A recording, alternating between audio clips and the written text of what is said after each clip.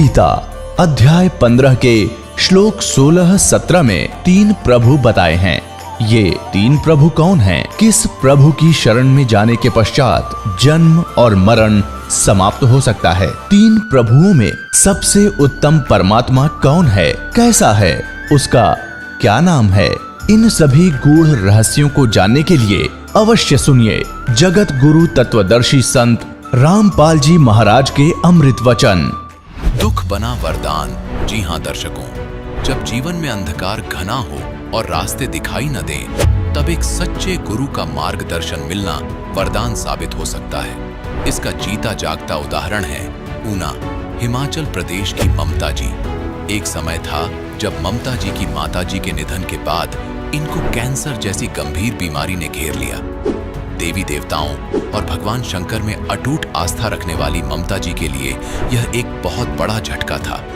इस बीमारी ने इनकी जिंदगी को जैसे थाम लिया था।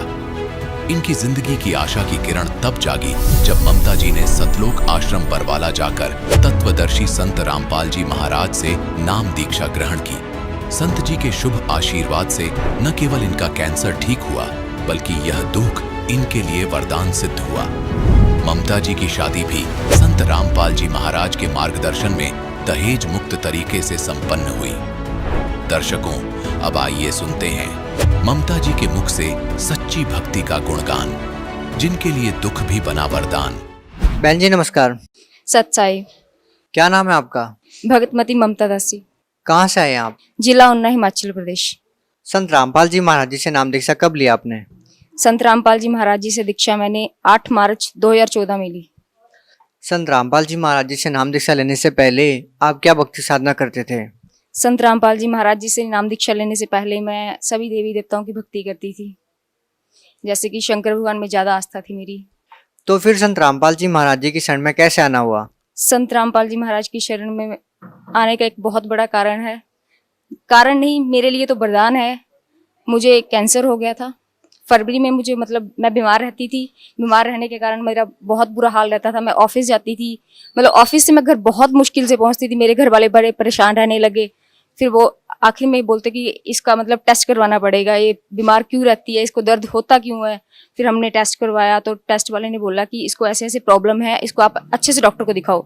हमारे यहीं उन्ना में एक प्राइवेट डॉक्टर हैं, उनको दिखाया। उन्होंने मेरे पापा के मुंह पे बोल दिया कि आपकी बेटी को ऐसे ऐसे कैंसर बन रहा है। मेरे को उन्होंने रूम से बाहर निकाल दिया, लेकिन मैंने सुन लिया। उस टाइम तो मेरे पैरों के नीचे से जमीन निकल गई कि हे भगवान ये क्या हुआ, क्योंकि मेरे मम्मी की डेथ 3 महीने पहले हुई थी।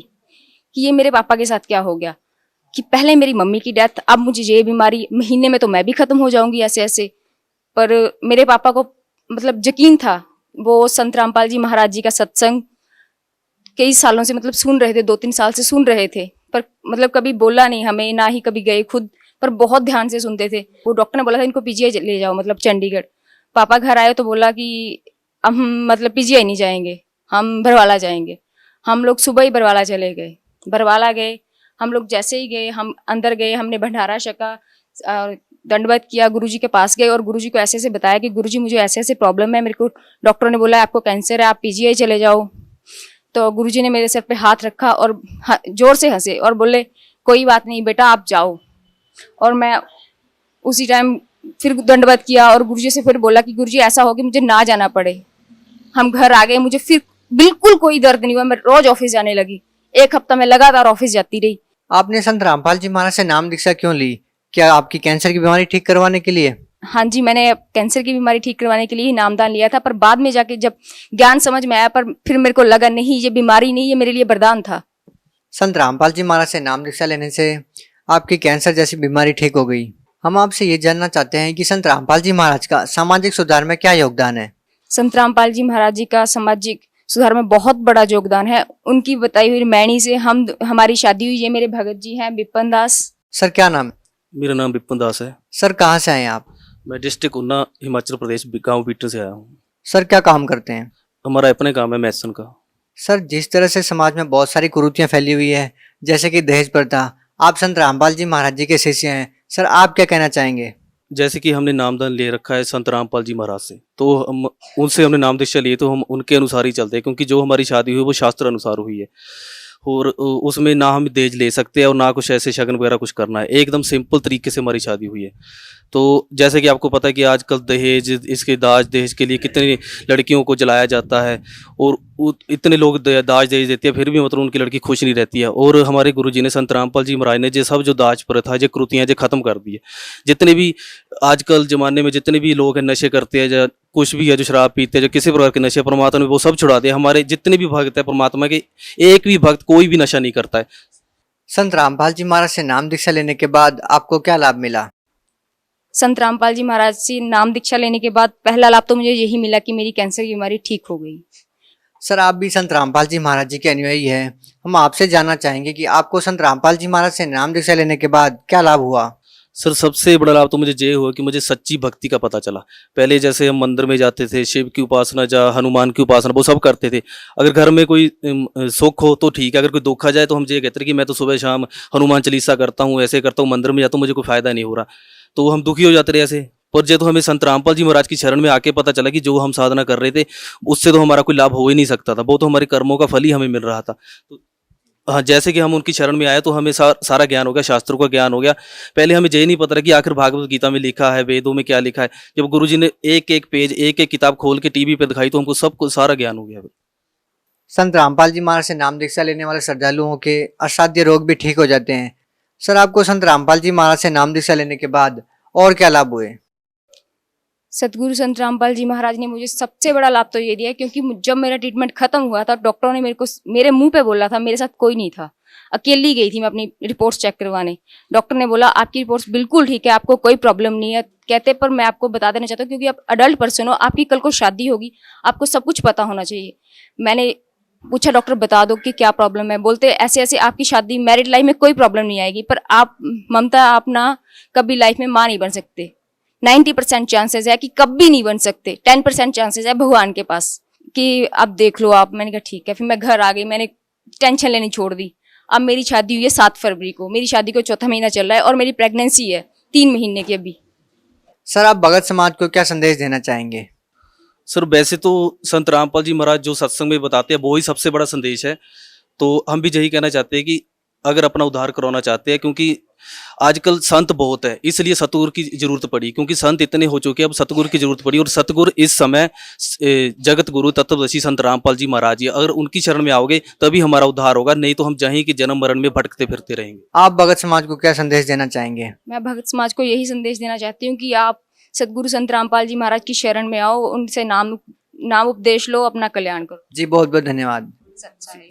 अब जगत गुरु तत्वदर्शी संत रामपाल जी महाराज जी के सत्संग के माध्यम से उस अद्वितीय आध्यात्मिक ज्ञान के बारे में जानते हैं जिसके माध्यम से आप भी प्राप्त कर सकते हैं ऐसे आध्यात्मिक, मानसिक और भौतिक सुख जो अभी तक आपने सिर्फ मीराबाई, ध्रुव, प्रहलाद जैसे कुछ ही भक्तों की जीवन कथा में सुने होंगे।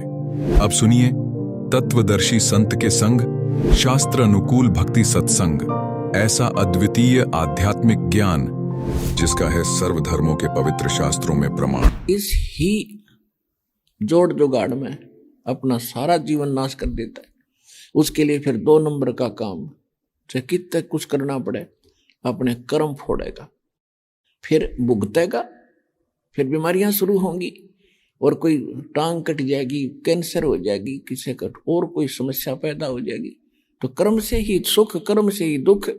सुख वाले कर्म बनते हैं शास्त्र अनुकूल साधना करने से, परम संत से लेकर। उसके अतिरिक्त जो कर्म हम करते हैं वो शास्त्र अनुकूल है नहीं, तो वो तो लाभ देंगे ही नहीं देंगे, लेकिन पाप और साथ बढ़ते रहेंगे। हम ऐसे लोक में रह रहे हैं कि यहाँ पर हमने शुभ काम तो करने के लिए विशेष समय भी चाहिएगा और 2 पैसे भी लगाने पड़ेंगे, जब जाकर मुश्किल से शुभ कर्म बनेगा।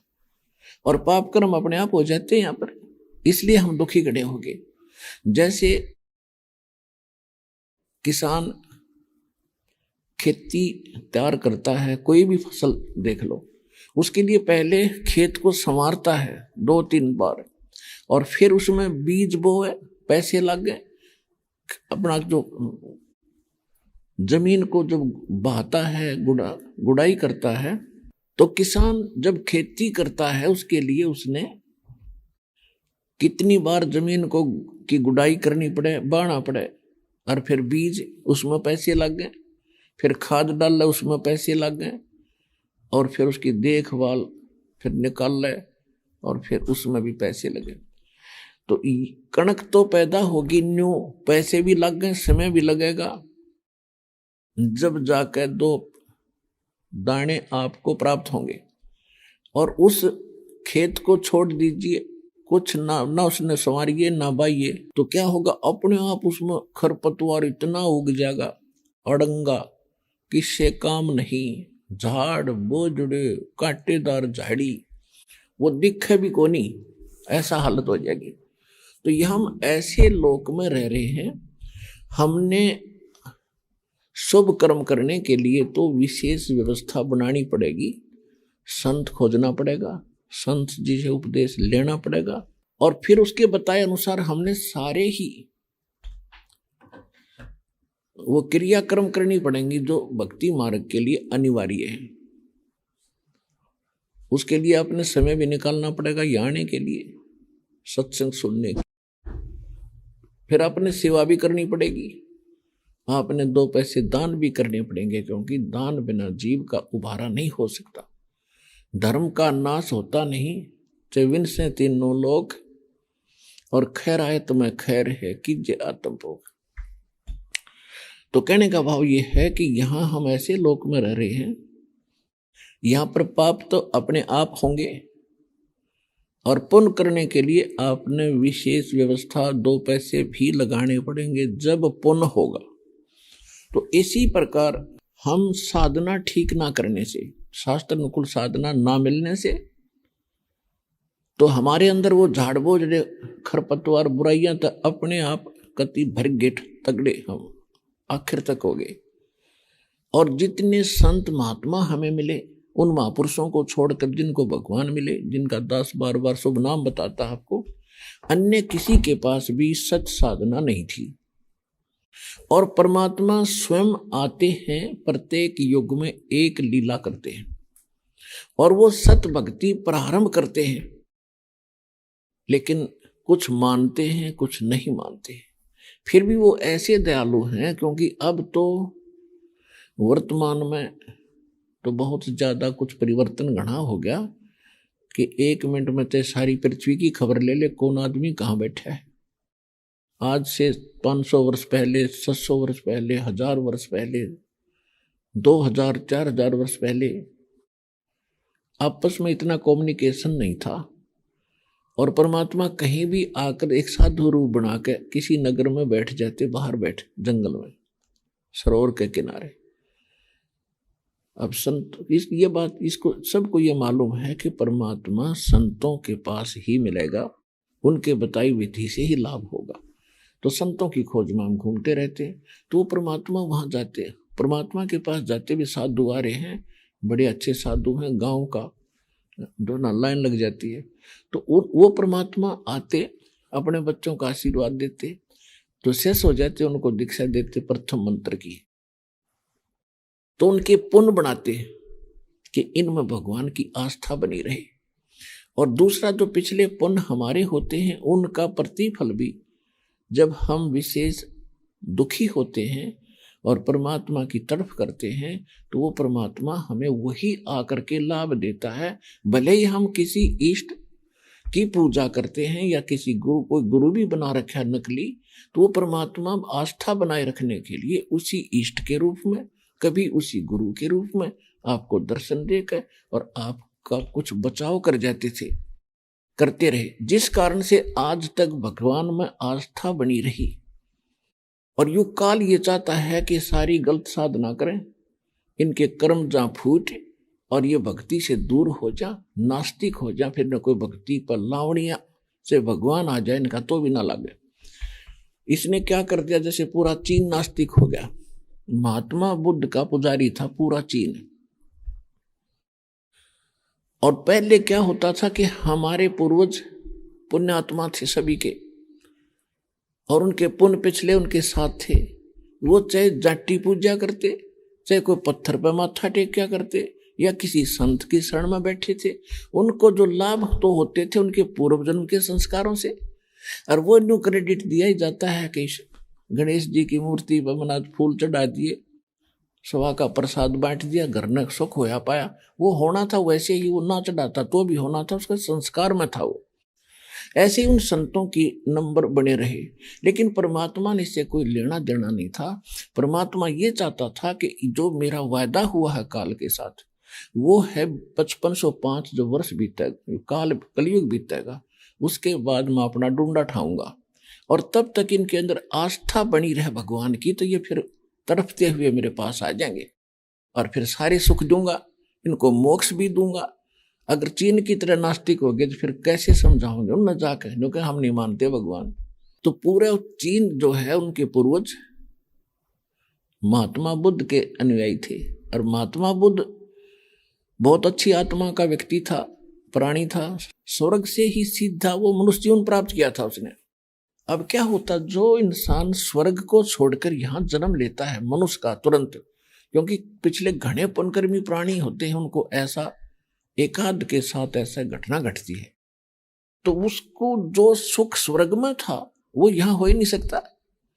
राजा भी बन गया लेकिन आत्मा में शांति नहीं, तो राज भी त्याग दिया उसने, और फिर जंगल में जाकर तपस्या करने लग गया। गया के अंदर एक वट वृक्ष के नीचे हठ योग करके बैठ गया। परमात्मा अपने बच्चों के साथ रहते हैं। वो महात्मा बुद्ध भी तो उसी भगवान का बालक था, उसकी जान बचा दी ना, मरा उस वहां पर मर जाता, खत्म हो जाना था हठ योग से। एक माई को प्रेरणा करी, उसका मुंह का खीर लगा दी, पहले दिन थोड़ी सी खाई, अगले दिन थोड़ी, फिर खा के उसका शरीर ठीक सा हुआ, स्वस्थ हुआ। तब उसने कहा था, starvation could not lead to salvation, भूखा मरण तो भगवान नहीं मिल सकता, आत्मा का कल्याण नहीं। अब क्या कारण क्या था कि उसने कोई गुरु मिला नहीं, और अपना ज्ञान उसको था ही नहीं। उसने कुछ अच्छी आत्मा जो होती है, अच्छी शिक्षाएं तो घर के भी दे देते हैं, पड़ोसी अच्छा आदमी होगा वो भी अपने दूसरों के भी, अपने बच्चों को अच्छी शिक्षा तो वो भी बता देता है। तो उसने कुछ पॉइंट से बना लिए अच्छी शिक्षा के, वो जाकर प्रचार करने लग गया। कोई नाम नहीं, कोई मंत्र नहीं, कोई राम नहीं। तो इस प्रकार का जो ज्ञान है ये सबको अच्छा लगे। भाई बीड़ी ना पियो, आत्मा ना दुखाइयो, किसी ने तंग ना करियो, अपना लेकर दे दियो, बड़ी अच्छी बात है, आम आदमी स्वीकार करे इसने। तो केवल इतना ही काम नहीं, ये तो एक मनुष्य जीवन का स्वाभाविक क्रम है, ये तो अच्छी बात है, कोई ऐसा प्रचार करता है, लेकिन इस मनुष्य जीवन का कल्याण कैसे होगा ये समाधान उनके पास नहीं था। अब उनके पूर्वजों को जब तक वो उनकी साधना पूजा जैसे भी बताया करते थे, करते रहे, कोई छोटा मोटा मंत्र जंत्र, जैसे कोई गीता का श्लोक ले लिया, ये अपने आप ही वो किया करते थे। महात्मा बुद्ध की तरफ से कोई साधना उनको नहीं बताई गई थी। तो इस प्रकार से हम वो पूरे नास्तिक हो गए, रूस नास्तिक हो गया। अरब नंबर भारत का था, जहां भगवान के बच्चों का विशेष गढ़ है, जहां विशेष आत्मा प्यारी परमात्मा की शुभकर्मी संस्कारी पहले से ही इस क्षेत्र में रहे हैं। वैसे हमारा किसी ये देश तो हमने आप बना लिए। पहले भारत कितना बड़ा था, पूर्वी पश्चिमी पाकिस्तान, अफगानिस्तान, बलूचिस्तान और तुर्की तक, इराक, ईरान तक, गजनीव तक, ये सारा भारत था। अब हमने यह सीमा खींच ली, हमारा यू भारत हो गया। नहीं, पूरी पृथ्वी परमात्मा की है, पूरी पृथ्वी पर परमात्मा के बच्चे हैं। हमने एक दूसरे के साथ बड़े प्यार से रहना चाहिए। जब ज्ञान आपको होगा, काल हमें बांट के, हमें मजहबों में बांटा, हमें सीमाएं बनाकर लड़ा लड़ा कर मार रहा है। हमने कुछ सोचना पड़ेगा, कितने दिन के लिए रहोगे आप।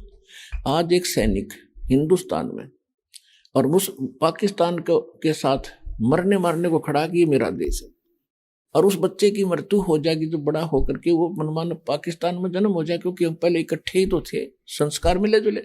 और फिर सैनिक हो गया तो हिंदुस्तान का नहीं मुंह कर लिया अगर की किसने मारूंगा मेरा पाकिस्तान। तो यह भूल लग रही है अपने। हमने नेक नीति से रहना चाहिए, जितना अच्छी तरह अपना उसी में सब्र करो और भगवान ने याद करो, वहां चलेंगे इसी लोक में जहाँ सीमाएं कोई नहीं, किसी चीज का अभाव नहीं।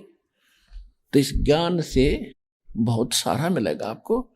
और ये सच्चा है, किसी डोम भाट का बताया ज्ञान नहीं है, ये गॉड गिवन स्पिरिचुअल नॉलेज है, जो हमारे यहाँ व्यवहारिक जीवन में भी हमारे को ये साथ देगा, सहयोग देगा, हमें सुखी करेगा, जीने की राह मिलेगी और मोक्ष भी मिलेगा। ये दोनों काम होंगे इस परमात्मा ज्ञान से। तो जो प्रसंग चल रहा है हम उसी पर आते हैं कि काल ये चाहता है, यहाँ दो शक्तियां हैं, सरपुरुष और परम अक्षर पुरुष।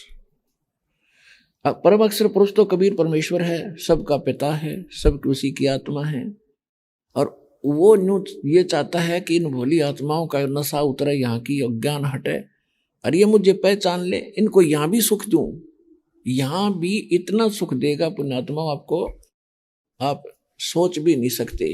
देखो कुछ प्रमाण है यहाँ पर, कोई ये ज्ञान किसी लोकवेद पर आधारित नहीं है, सत्य पर आधारित है, इसको सत्संग कहते हैं। आज से 600 वर्ष पहले परमात्मा एक झोपड़ी में रहा करते थे, एक झोपड़ी में रहा करते थे, कुटिया में, सारा परिवार, और कपड़ा बुनके अपना मेहनताना करके और अपना जैसा भी परमात्मा का परिवार था उसका पालन पोषण करते थे। एक संसार में ये दिखाया करते थे कि भाई मेरे निर्धन मेरे ख्याल में कोई होगा नहीं, और मैं भक्ति भी कर रहा हूं। देखो ये नहीं कहना परमात्मा का कहने का तो उदाहरण का तात्पर्य ये नहीं था कि पैसे वाले भक्ति नहीं कर सकते, लेकिन पैसे में इतनी गर्मी है, इतनी हीट है, वो भक्ति करना ना देती इंसान ने, वो कोई न कोई बकवाद में रखेगी उसके पंजे ने। तो इसलिए परमात्मा ने कहा कि जितना आप गरीब निर्धन बनकर रहोगे उतना भगवान निकटा होगा, क्योंकि माया होती आदमी कोई न कोई बकवाद जरूर सोचेगा, डीजे बजवा दूं, फलाना काम कर दूं, हैं लोग दिखावा कोठी बना लूं, और कल मृत्यु हो जा, परसों का दाबण के वहीं घूम रहा होगा। तो ये अंधेरा यहां से हटेगा, तब आपकी इच्छा हटेगी, इच्छा हटेगी, घटेगी, तो हम भक्ति की तौर और ज्यादा बढ़ेंगे। तो जो दास कहना चाह रहा है कि जैसे विशेष कर ध्यान दो आप, अब कितनी जमीन है, आज से 50 वर्ष पहले किसी का 10 एकड़ जमीन थी और खूब गुजारा हो रहा था, आज उसके 3 पुत्र हो गए, 3 पुत्रा के 3 पुत्र और हो गए, और वो कितनी रहेगी एकड़, आधा एकड़। अब क्या खाओगे इसमें, तो कितने दिन काम चलेगा, आंख मीच के बैठे हम, कितने दिन रोटी मिलेंगी आपको आगे आने वाले समय में। तो ये बात हम, क्योंकि हमारी बुद्धि सीमित कर रखी काल ने, और हाहाकार मच जाएगी थोड़े दिन में, ओ उसने खाओगा, उसने लूटेगा, और फिर सारे मर जाएंगे। तो कहने का भाव ये पुण्यात्मा, यहां अब कैसे बनेगी यह बात, जब हम परमात्मा की शरण में आएंगे पूरा विश्व, और हमारा उद्देश्य केवल यहां टाइम पास करना रह जाएगा। जैसे प्लेटफॉर्म पर आदमी बैठ जाता है टिकट लेके, सारा कुछ, या जहाज एयरपोर्ट पर चलेगा, तो वो केवल इंतजार करता है वह गाड़ी के दावर में बैठूं और चला अपने लोग अपने गंतव्य स्थान पर। तो एक दिन आपको इस ज्ञान से और आने वाले दुख से आप इतने परिचित हो जाओगे, जब मुक्ति नहीं हुई तो इतनी दुर्गति होगी, टक्कर मार कर मरना पड़ेगा। तो आपकी आस्था आप बैठ जाएगी श्लोक थे। अभी तो 2 रोटी टाइम पर खा रहे हो, कोई अटपट करके, कोई लूट के, कोई खसोट के, या मेहनत मजदूरी करके समय पर टूक मिल रहा है। आगे ये भी नहीं होगा, ये तो आपके समक्ष है, इसमें भी आंखें मीचने की जरूरत ही नहीं है। तो इसके लिए एक समाधान बता रहा है दास, इस पर गौर दे। अब आज से 600 वर्ष पहले परमात्मा इतने निर्धन थे, इतना निर्धन का रोल कर रहे थे, भूमिका कर रहे थे, कि कभी कभार तो सुबह का आटा घर पर नहीं होता था,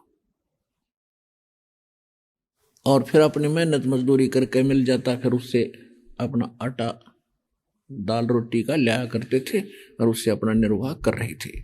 और जिस उद्देश्य को लेकर भगवान आते हैं वो भी साथ साथ करते हैं। वो क्या उद्देश्य लेकर आते हैं, जैसे ऋग्वेद मंडल नंबर 9 सूक्त 86 के मंत्र 26 और 27 में, ऋग्वेद मंडल नंबर 9 सूक्त 82 के मंत्र 1, 2, 3 में, ऋग्वेद मंडल नंबर 9 सूक्त 96 के 96 के मंत्र 16 से लेकर 20 में, ऋग्वेद मंडल नंबर 9 सूक्त 94 के मंत्र 1 में, ऋग्वेद मंडल नंबर 9 सूक्त 95 के मंत्र 2 में, ऋग्वेद मंडल नंबर 9 सूक्त 54 के मंत्र 3 में, ऋग्वेद मंडल नंबर 9 सूक्त 20 के मंत्र 1 में, ऋग्वेद मंडल नंबर 9 सूक्त 1 मंत्र 8 और 9 में।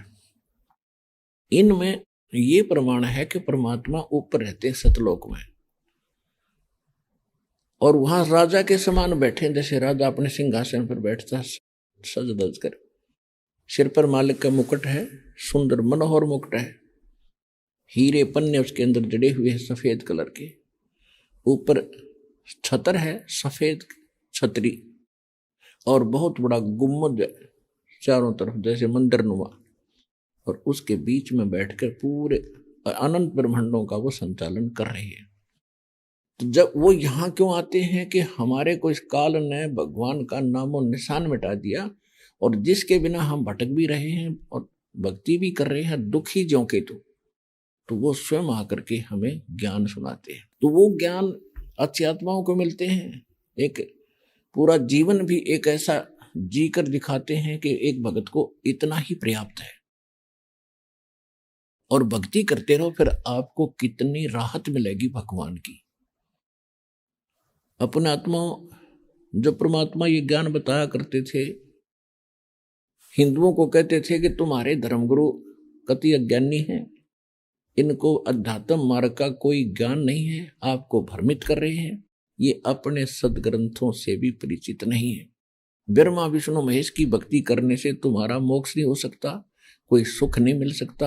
आपके प्रारब्ध का किस्मत में लिखा हुआ जो पाप कर्म का दंड, उसके कारण होने वाला दुख भी इन ब्रह्मा विष्णु महेश से दूर नहीं हो सकता।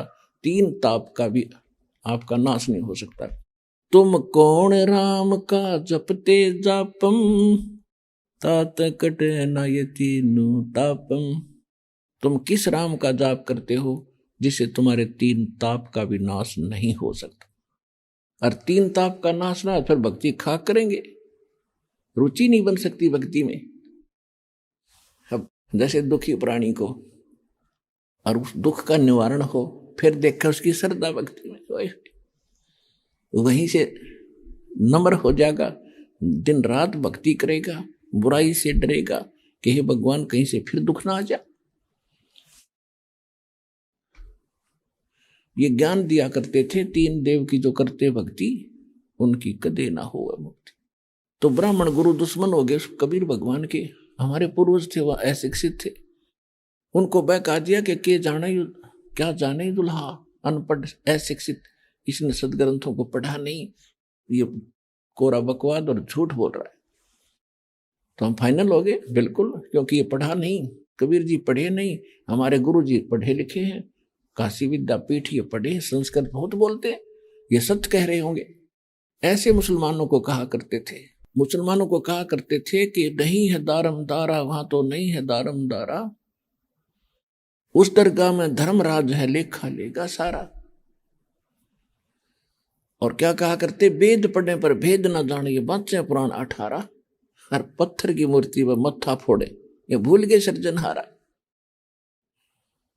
फिर मुसलमानों को कहा करते थे कि एक मुल्ला मस्जिद में कूके, एक पुकारे बोका, इनमें कौन बिस्त को जागा, हमको लगा है धोखा।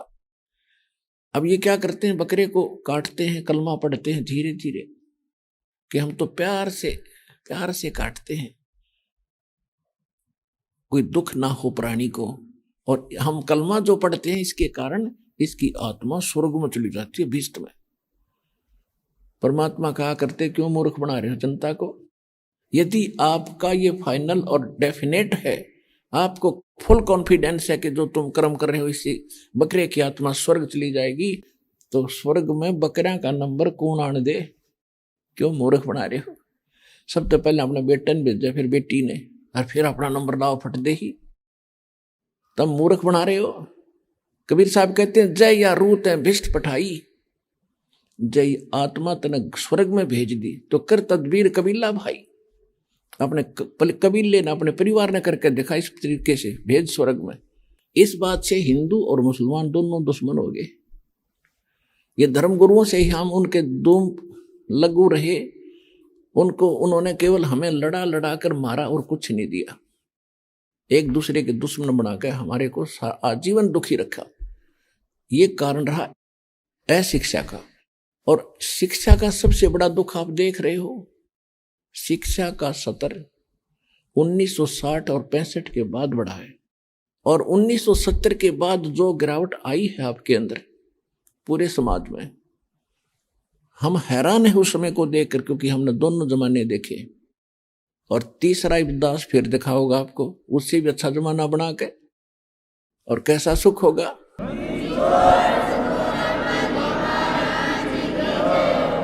तो ये गिरावट काल ने इसलिए लानी थी कि भक्ति कार्य का टाइम आ लिया। 5505 1997 में हो गए। 1997 के बाद ही काल ने जुल्म कर रखा है, और परमात्मा ने भी मेहर बख्श रखी है। कितने बढ़िया इंस्ट्रूमेंट इसके बाद बनवाए हैं। ना कोई मोबाइल था उससे पहले, ना कोई से प्रोजेक्टर, टेलीविजन, ये आध्यात्मिक चैनल थे। ये किसके लिए? अपने बच्चों को घर बैठे ज्ञान बतावांगे। और काल के हथियार काल के सिर पर मारेंगे। अब काल ने क्या दिया? वैसे परमात्मा की दया है, उसी ने इंस्ट्रूमेंट बनवाए हैं, इसने इसको दुरुपयोग करवा रखा है। बच्चे फिल्म देखे, इसमें से बूंदी बूंदी सारे सब उपलब्धि कर दी इस बकवादों की, सब बिगड़न लग रहे हैं, सारी तरह की बकवाद घर करगी। अब इन काम सदुपयोग करेंगे, सदुपयोग, इनमें भगवान की चर्चा चलेगी, भगवान की रील चलेगी, भगवान की कथा देखा करेंगे, और कोई बकवाद इसमें चलेगी नहीं। कुछ दिन के बाद देख लेना पुण्यात्मा, एक परमात्मा का नाम और राम की कथा या भगवान की कथा ऐसी है जिससे आत्मा कभी नहीं उबेगी। इसकी इतनी भूख है इसको। और ये फिल्म आप 2 बार देख लो, तीसरे ने करना और कोई नहीं देखेंगे ठाट ले नहीं ने। एक फिल्म है, एक आर्टिफिशियल काम है, उसने 100 बदल ले तो वो थोड़े से दिन में अपने आप छक लेगा ये बकवाद करके इंसान। और फिर ऐसे इनके बुराइयां, क्योंकि अब खान पान आप देख रहे हो, 10-10, 20-20 वर्ष के बालक 50 साल के बुढ़ा, 60 साल के बुढ़ों जैसे इनकी स्थिति होती जा रही है। तो अब क्या होगा कि परमात्मा की दया होगी, आपका मनोबल बढ़ेगा, हमारी परंपरा कम होंगी, जो हम खर्चा करते हैं ब्याह शादी और इन बकवादों पर, ये कति खत्म होंगे। हम डर के कदम रखेंगे, ना किसी से लेंगे ना किसी को देंगे, ये हमारा फिर ऋण बन जाता है। आपको सुनाया दास ने कि जैसे ये सुखदेव ऋषि गर्भ से निकलते ही उठकर चल पड़ा।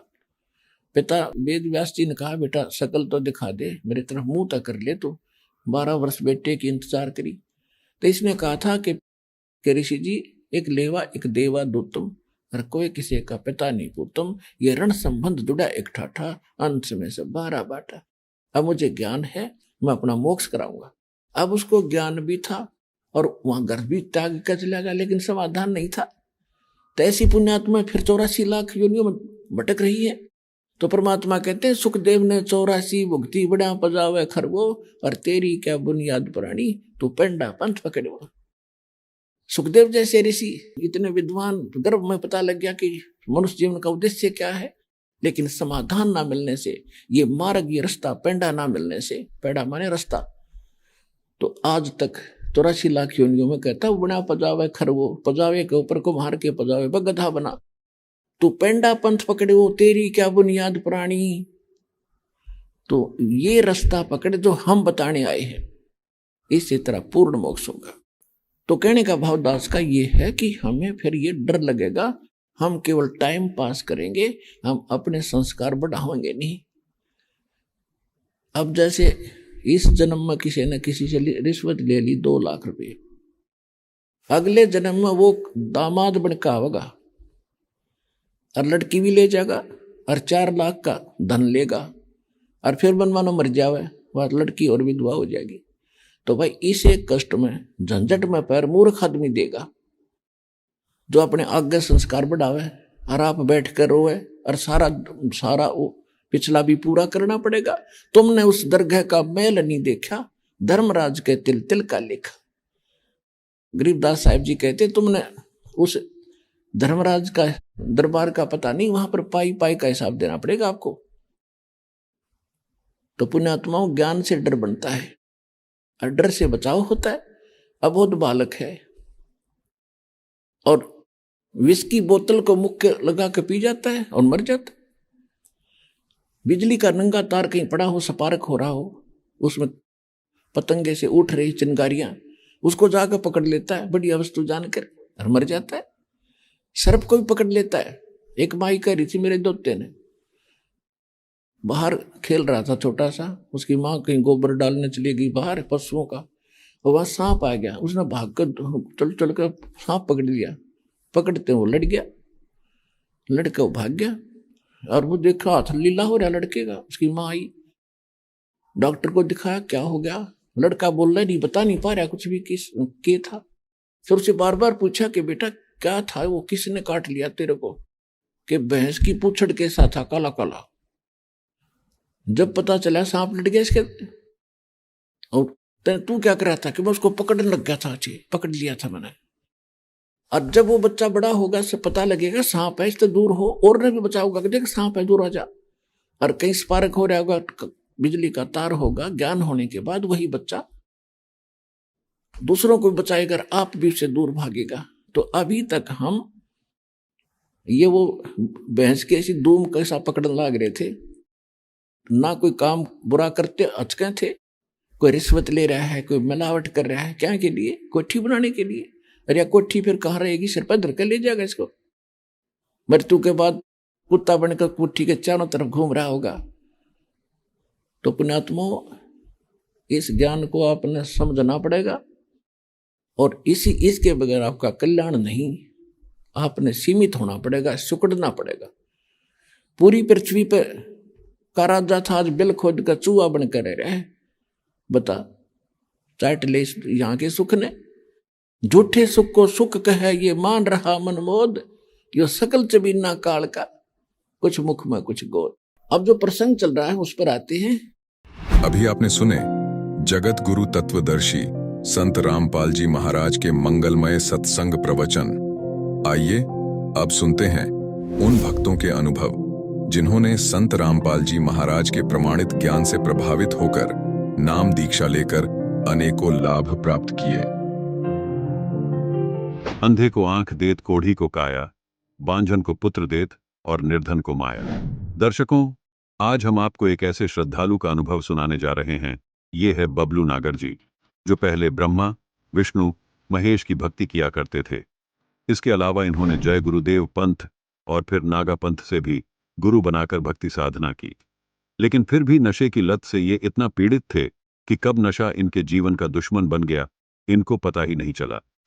शराब और नशे का सेवन करते करते इनका लिवर, फेफड़े, किडनी यानी कि पूरा शरीर खराब हो चुका था।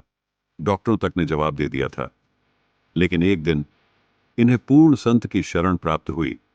संत रामपाल जी महाराज से दीक्षा लेने मात्र से इनकी नशे की सभी लत बिल्कुल छूट गई और उनका जीवन खुशहाल हो गया। इनकी सभी शारीरिक बीमारियां भी संत रामपाल जी महाराज के आशीर्वाद मात्र से ठीक हो गई। आइए अब सुनते हैं संत रामपाल जी महाराज से दीक्षा लेकर खुशहाल जीवन जीने की सच्ची कहानी, बबलू नागर जी की अपनी जुबानी। नमस्कार सर। नमस्ते भैया जी। सर क्या नाम है आपका? मेरा नाम बबलू नागर है और मैं ग्राम आसपुर, जिला एटा, तहसील एटा का निवासी हूँ, उत्तर प्रदेश। बबलू जी, आपने संत रामपाल जी महाराज से नाम दीक्षा कब ली? मैंने गुरुजी से नाम दीक्षा 14 तारीख फरवरी 2014 में ली थी। संत रामपाल जी महाराज से नाम दीक्षा लेने से पहले क्या आप कोई भक्ति साधना भी करते थे? जी भैया जी, मैं भक्ति साधना करता था। ब्रह्मा विष्णु महेश की भक्ति करता था। उसके साथ साथ मेरा जो मन था, पहले बहुत कुछ बेकार था, फिर बीच में कुछ ऐसी लालसा हुई कि मैं कोई गुरु बनाऊंगा। तो मैंने मथुरा में जो अपना जय गुरुदेव बाबा का मंदिर है उसके करीब में एक नरहौली पुल है, वहाँ पर नागा पंथ के साधु थे जिनकी बहुत बहुत लंबी जटाएं थीं। तलवार धारण किए हुए मैंने उनसे नाम दीक्षा लेकर के अपने मन को शांति बनाना चाहा, लेकिन वहाँ मुझे कोई शांति नहीं मिली थी। एक बार ऐसा हुआ था कि वो साधु जी जो मैंने गुरु बनाए थे वो बहुत भयंकर नशा करते थे और उनसे भी ज़्यादा भयंकर मैं नशा करता था। वो गांजा पीते थे, मैं भी गांजा पीता था। मैंने बाबा से बोला, बाबा कोई 1-2 चिलम गांजा हो तो मुझे घर ले जाने के लिए दो। तो वो नागा साधु मेरे पे बिगड़ गया और उसने तलवार उठाई मुझे मारने के लिए। तो मैंने वो नागा साधु से कहा, मैंने साधु जी आप मेरे गुरुजी हैं और आप मुझे ऐसे न ललकारें, क्योंकि आपने मुझे ये गांजा सिखाया है और आप नहीं पिलाना चाहते हो तो मैं आज से आपके साथ नहीं रहूँगा और आपका कहना भी नहीं मानूंगा। तो इसके बावजूद फिर मैं गिरिराज जी गोवर्धन परिक्रमा लगाता था और जो 9 देवी आती हैं उसमें मैं पूरे 9 दिन व्रत रखता था। उसके बावजूद मुझे कोई फल प्राप्ति नहीं हुआ भैया जी।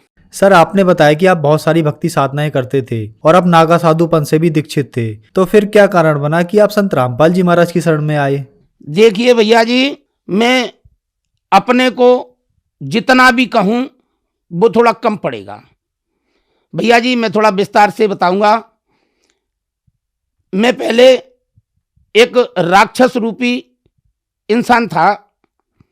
सुबह उठते ही मुझे शराब चाहिए थी।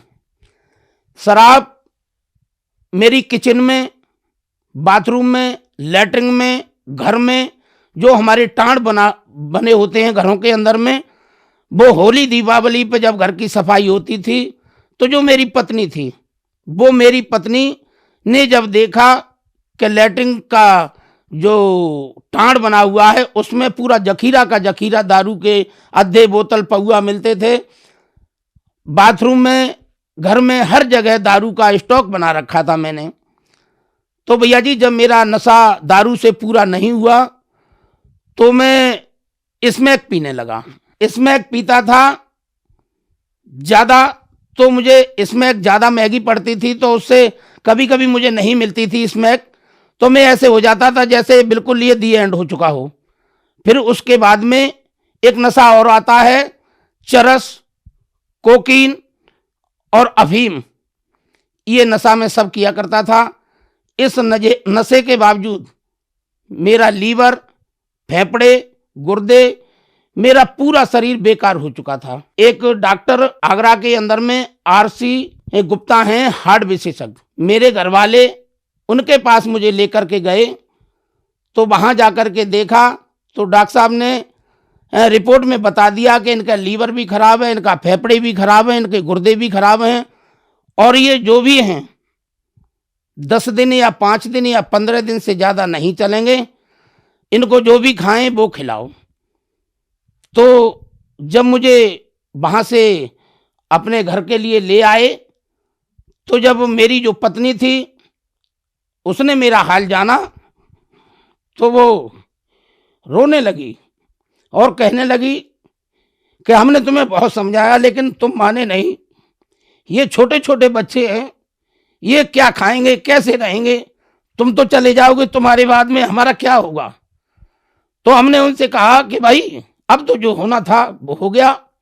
मेरा शरीर पूरा सूज गया था, मैं बिल्कुल मरने के कगार पे खड़ा था।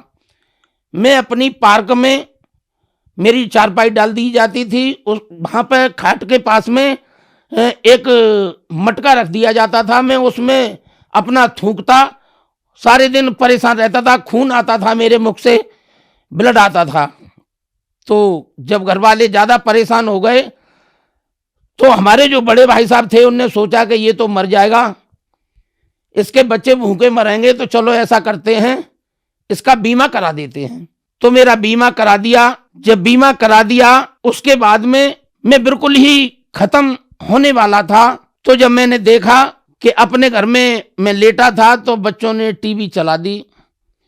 जब टीवी चला दिया तो वहां देखा कि संत रामपाल जी महाराज का सत्संग चल रहा है। उस सत्संग में कोई भक्त बता रहा था कि जो मेरे ऊपर बीत रही थी जो मैं जिसके लिए तड़प रहा था वो चीज खुद बयां कर रहे थे और बता रहे थे कि मैं दारू पीता हूं, मांस खाता हूं और जितनी भी वो थी, और मैं ऐसे ऐसे संत रामपाल जी की शरण में पहुंच गया तो मैं सही हो गया। तो मेरे दिमाग में आया कि क्यों हम भी, बहुत देर हो चुकी है, अब हम पहुंचेंगे कैसे। हम रहते थे बाद रेलवे स्टेशन मथुरा पे, मेरे बड़े भैया रेलवे में सर्विस करते थे तो मैं उन्हीं के साथ रहता था। जब मैं स्टेशन पे जाके पहुंच गया तो मुझे पता चला कि यहाँ तो पता नहीं कैसे हम आ गए, हम तो चल भी नहीं सकते, लेकिन हम आ कैसे गए। तो हमारे मथुरा से, हमारी स्टेशन से पंजाब एक्सप्रेस गाड़ी चलती है, उस पंजाब एक्सप्रेस में मैं बैठ गया। क्योंकि पहले से मैं गुंडा था, बदमाश था, कभी मैंने टिकट नहीं ली रेलवे में और टीसियों को, कई टीसियों को मारा। जो मुझे साधु मिल जाते थे, महात्मा मिल जाते थे ट्रेनों में, मैंने उनके गले में अगर माला देखी तो तोड़ के और फेंक दी। साधुओं की दाढ़ी उखाड़ लेता था मैं, जो मेरे सामने आ जाता था मैं उसे अंग भंग कर देता था। तो जब जींद पे स्टेशन पर जब गाड़ी रुकी तो वो भगत लोग उतरे, उनके साथ साथ ही मैं भी उतर लिया। जब मैं उतर के स्टेशन से नीचे आया तो मैं अपने को बड़ा धन्य समझ रहा था और कह रहा था कि हे मालिक, तू कौन है, कहाँ है। जो मैं एक कदम नहीं चल पाता था वो मैं स्टेशन की सीढ़ियां से भी उतर आया, आगे बढ़ा तो आगे भी निकल दिया। तो मैंने जाकर के वहां देखा स्टेशन से आगे कि वहां कम से कम तकरीबन 30 बस खड़ी थी। उन बसों पर बड़े बड़े अक्षरों में लिखा था सत साहिब। तो मैं वो सत साहिब देख करके और मैं बोला अपने मन में कि शायद यही वो बस हैं जो हमें संत रामपाल जी महाराज के आश्रम तक हमें ले जाएंगे। तो मैंने किसी को पूछा नहीं और जैसे वो लोग बस में चढ़ रहे थे पीछे से मैं भी उस बस में चढ़ गया। तो करीब तकरीबन 1 घंटे पौन घंटे में मुझे और वहां बरबाला आश्रम उतार दिया गया। तो जब हम आश्रम के गेट पर पहुंचे तो हमने देखा कि जो हमारे साथ थे वो पेट के भर लेट करके लंबी दंडवत प्रणाम कर रहे थे गेट पर। तो हमने सोचा हमने ये कर रहे हैं तो अब तुम भी करो। तो हम भी उनकी देखा सीखी और दंडवत प्रणाम करके और आगे बढ़े। तो पता चली कि वही भगत जी से मैंने पूछा, मैंने भगत जी अब हमें क्या करना है। कि भैया तुम नए हो। मैंने बिल्कुल नए हो भैया। दीक्षा ले ली आपने? मैं नहीं, मैंने कुछ नहीं लिया है भैया। तो वही भक्त मुझे ले गए और जाकर के देखा, मेरा नंबर आया, संत रामपाल जी महाराज से मुझे नाम दीक्षा मिली। सर, संत रामपाल जी महाराज से नाम दीक्षा लेने के बाद आपको क्या लाभ प्राप्त हुए? जी भैया जी, मुझे संत रामपाल जी महाराज से नाम दीक्षा लेते ही ऐसे फायदे हुए जैसे मानो मेरी लॉटरी खुल गई। पहला फायदा मुझे मिला कि जब मैं गांजा, बीड़ी, सिगरेट, भांग, मांस, मदिरा खाता था, जैसे मैं मांस खाता था 10-10 बकरों के गुर्दे खा जाता था निकाल के कच्चा ही, उसी की दुकान पे खड़े होकर के। ये सब जितना भी गुंडा बदमाशी मेरे अंदर थी, बहुत से भाई मैंने विकलांग कर दिए, अंग भंग कर दिए। मैंने संत रामपाल जी महाराज से नाम लेते ही जो मेरे शारीरिक कष्ट थे, जो मुझे सांस का रोग था, मेरे अंदर लीवर, फेफड़े सब खराब थे, वो संत रामपाल जी महाराज की दया से 10 से 15 दिन के अंदर में मैं बिल्कुल सही हो गया। वो सही होने का कारण, जब मैं रो रहा था, बिलख रहा था, बुरी तरह से पागल सा था, तो मैंने परमात्मा से दुआ करी, संत रामपाल जी महाराज से कि महाराज, हमने ये सुना है कि आप अंधे को आंखें देते हो, कोढ़ी को काया देते हो और बांझ को संतान देते हो। तो आज मेरे जो बाल बाल में रोग है, आप मेरे ऊपर क्यों नहीं कृपा कर रहे हो। तो मुझे पता चला, जब मैंने रात में याद करते करते सो गया रोते रोते, तो मुझे पता चला कि एक डॉक्टर आए हैं और डॉक्टर सफेद टोपी लगाए हुए हैं उनके आला लटक रहा है। आला जो कानों में लगा करके मरीज को जो चेकअप होता है वो देखते हैं। तो मैंने सोचा, मैंने कि ये डॉक्टर कैसे आया, हमने तो बुलाया नहीं, फिर कैसे डॉक्टर आया। तो पता चला कि थोड़ी देर में वो संत रामपाल जी महाराज बन गए। पहले वो डॉक्टर थे, फिर वो संत रामपाल जी महाराज बन गए। तो मैं लेटा हूं और लेटने के बाद में मैंने देखा कि मेरा ये सीना चीर दिया है। जब सीना मेरा चीर दिया है और मेरे कहीं दर्द भी नहीं हो रहा, तो मुझे पता चला जो डॉक्टर रूप में आए थे वो संत रामपाल जी महाराज ही थे कि कहीं ये मेरा चेकअप कर रहे हैं। तो चेकअप करने के बाद में मैं बिल्कुल धीरे धीरे बिल्कुल ही सही हो गया। मेरा लीवर, फेफड़े, गुर्दे, जो भी मेरे अंदर था वो सब कुछ ठीक हो गया। पहला फायदा मुझे ये मिला। मुझे दूसरा फायदा ये मिला कि एक मेरा बेटा है, बेटा मेरा 9 साल की उम्र में, उसे आंखों से नहीं दिखता था, बिल्कुल ही नहीं दिखता था। रात में तो थोड़ा बहुत दिख भी जाता था, लेकिन दिन में धूप की वजह से उसे कुछ नहीं दिखता। मैंने आगरा, झांसी, ग्वालियर, एटा कई जगहों पर अपने बेटे को दिखाया, लेकिन वो बेटा सही नहीं हुआ। लाखों रुपए मैंने बर्बाद कर दिए, लेकिन वो बच्चा मेरा सही नहीं हुआ। तो मैंने सोचा जब कि मैं सही हो गया तो हो सकता है मेरा बेटा भी सही होगा। तो मैंने ले जा करके और संत रामपाल जी महाराज के कदमों में पटक दिया। तो पता चला कि 6 से 7 दिन 10 दिन के अंदर में मेरा बेटा भी बिल्कुल सही हो गया। आज भी वो बिल्कुल सही है। मेरे बेटे की आंखें खराब थीं, रोशनी नहीं थी आंखों के अंदर, वो बिल्कुल सही हो गई संत रामपाल जी महाराज की दया से। तीसरा फायदा हुआ, मुझे एक बार फिर जीवन दान दिया मालिक ने, परमात्मा संत रामपाल जी महाराज ने। अभी कुछ समय पहले की बात है कि मैं एटा बाजार में कुछ सामान लेने के लिए गया था। पीछे मेरी भाभी जी बैठी थी बाइक पर, मैं गाड़ी चला रहा था। तो हमारे एटा तहसील के बिल्कुल ठीक सामने उस दिन ये भोले बाबा जो हैं, भोले बाबा का हमारे एटा के अंदर में सत्संग हो रहा था।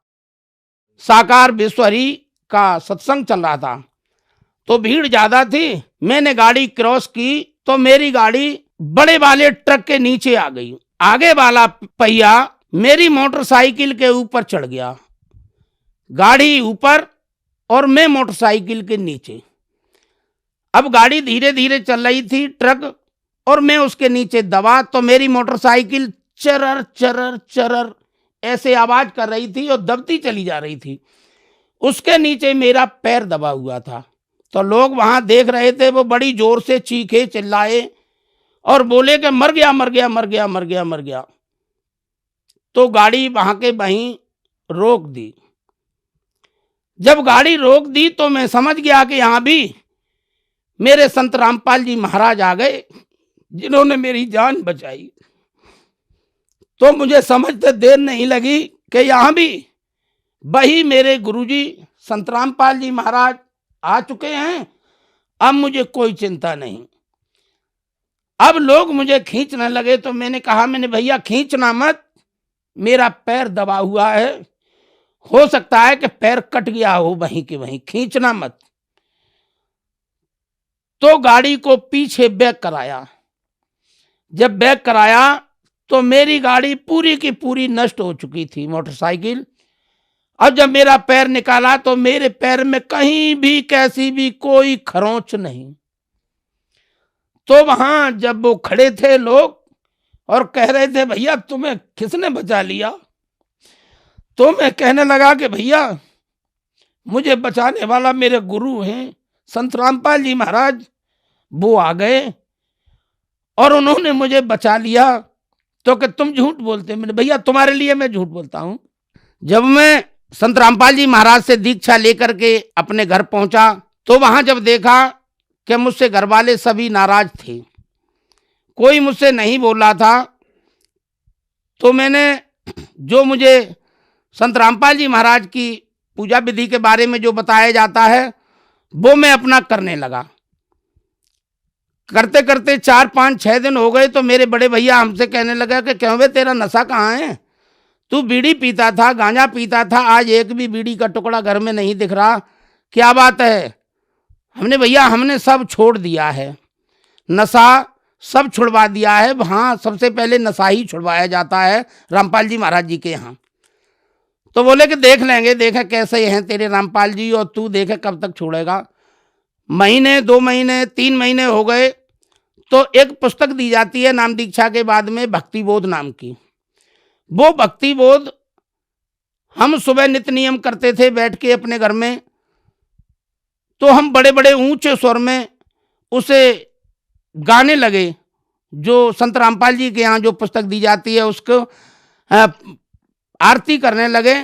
तो जो रोड पे निकलने वाले लोग थे वो कहने लगे कि ये पागल हो गया। पहले ये दारू पी के ऊधम करता था, रास्ताएं घेर लेता था, अब ये चौपाइयाँ कैसी गाने लगा, समझ में नहीं आती। तो मेरे भैया रेलवे में अधिकारी थे, तो उनसे कहने लगे स्टाफ वाले कि तुम्हारा बबलू क्या हो गया है, पहले तो ये दारू वारू पीता था, अब ये चौपाइयाँ कैसे से कहाँ से आ गई याद। तो उन्होंने बताया कि ये संत रामपाल जी महाराज से नाम दीक्षा लेकर के आया है, चलो सही है, ये लग जाएगा तो ठीक है। मुझे महीने, 2 महीने, 3 महीने, 4 महीने, जब ज्यादा समय हुआ तो सभी घर वाले कुछ मेरी तरफ झुकने लगे। जब मैं दारू पी के हंगामा करता था तो मेरे गांव वाले मेरा नाम बबलू से छोड़ करके और बिगाड़े कहने लगे मुझे।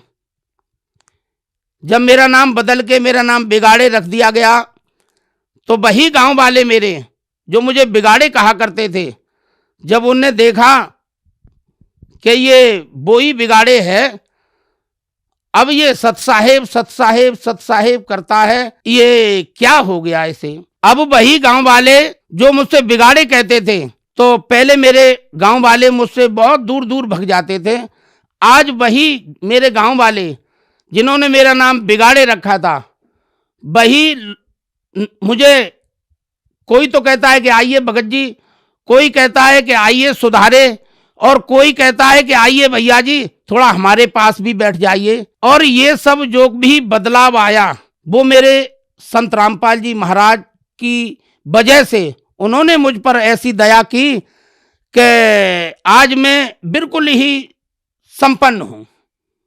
कोई भी मुझे बीमारी नहीं है, कोई भी अब मुझे कैसी भी कोई चक्कर नहीं है, और किसी भी तरह से मैं परेशान नहीं हूँ।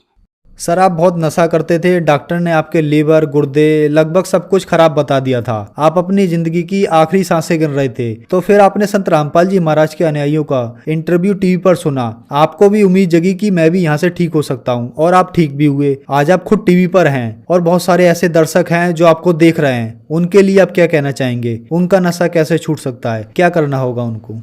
देखिए, मैं उन भाइयों से जो नशा से पीड़ित हैं, किसी भी रोग से पीड़ित हैं, तो सबसे बड़े डॉक्टर जैसे मेरा संत रामपाल जी महाराज ने आकर के खुद ऑपरेशन किया, ऐसे ही आप लोगों का नशा, जुआ, जो कुछ भी आप मांस खाते हैं, कुछ भी करते हैं, आप घबराइए मत। मालिक की शरण में, संत रामपाल जी महाराज की शरण में आ जाएं और आकर के नाम दीक्षा लें, आकर के अपना जीवन धन्य बनाएं। धन्यवाद सर। सत साहिब।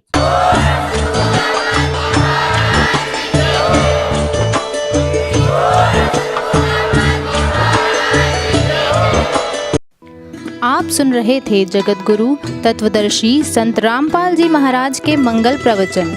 अधिक जानकारी के लिए संपर्क करें।